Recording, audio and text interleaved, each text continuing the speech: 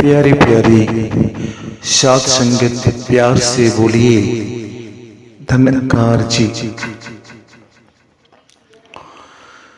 महापुरुषों,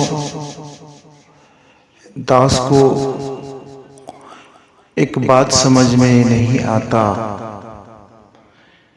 सोचता है कि प्रभु सत्य क्या है। जैसे कि सात संगत आप सभी जानते हैं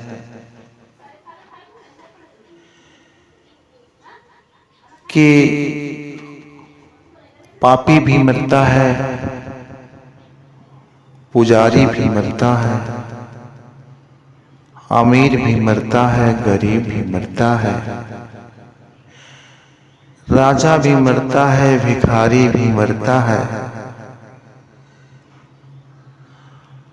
अब सत्संग से विचार करने का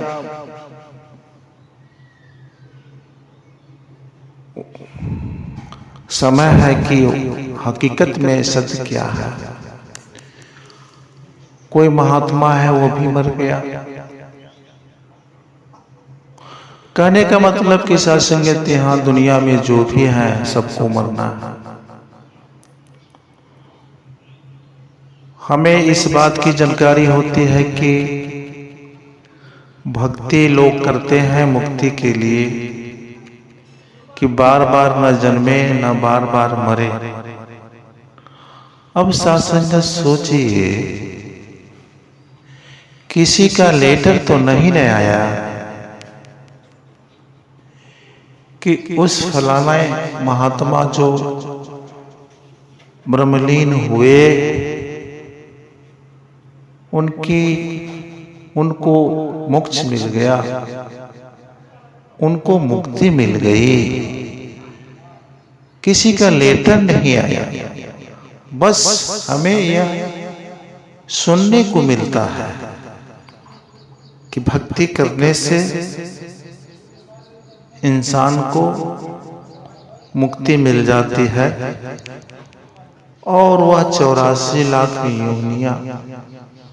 योनियों में नहीं आता। लेकिन आज तक जितने भी महापुरुष, कोई भी व्यक्ति ब्रह्मलीन हुआ तो किसी का लेटर नहीं आया। ये मात्र हमें सुनने को मिलता है।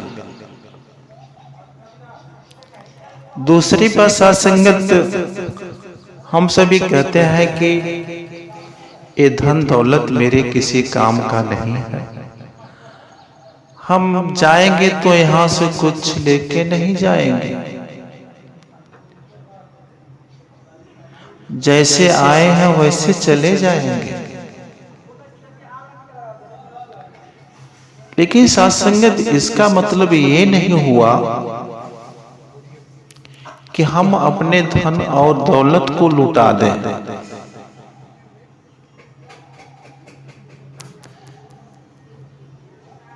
कहने का मतलब कि सत्संगत धन दौलत के बिना काम कहां चलने वाला है। किसी ने, महापुरुष ने कहा है कि राम नाम कह कबीर दो जग बड़े, 1 रुपया 1 राम, और राम भजे मुक्ति मिले, रुपए से सब काम। इसका मतलब ये हुआ, आध्यात्मिक जीवन का मतलब ये हुआ कि हर मनुष्य को चाहिए कि मेरे मन, वचन और कर्म से किसी को तकलीफ न हो। बाकी ये नहीं हुआ कि हम अपनी संपत्ति को लुटा दें, बिल्कुल नहीं। कोई भी व्यक्ति यहां से गया तो कुछ नहीं ले गया, बस उसने जो बोया उसको वही मिलने वाला होगा। ये महापुरुषों की बात है। बाकी आप सभी महापुरुषों को पता भी होगा कि जब भक्त सुदामा भगवान श्री कृष्ण जी के पास जाते हैं तो उनकी दीन दशा को देख करके भगवान श्री कृष्ण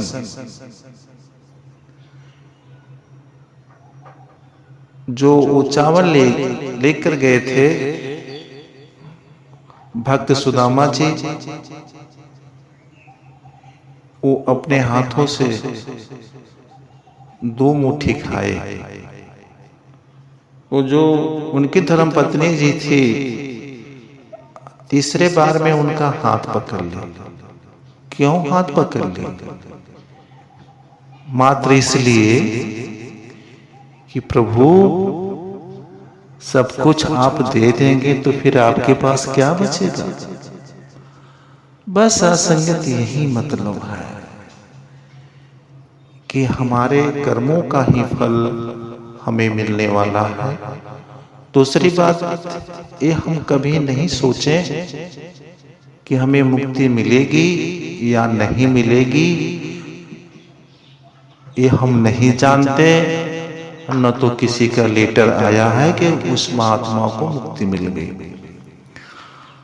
बस जो मेरा कर्म है वो पाक हो, पवित्र हो, सुंदर हो, सुखदायी हो, बस ऐसे कार्य को करते हुए हम अपने जीवन की यात्रा को तय करें। प्यार से बोलिए धन्यवाद।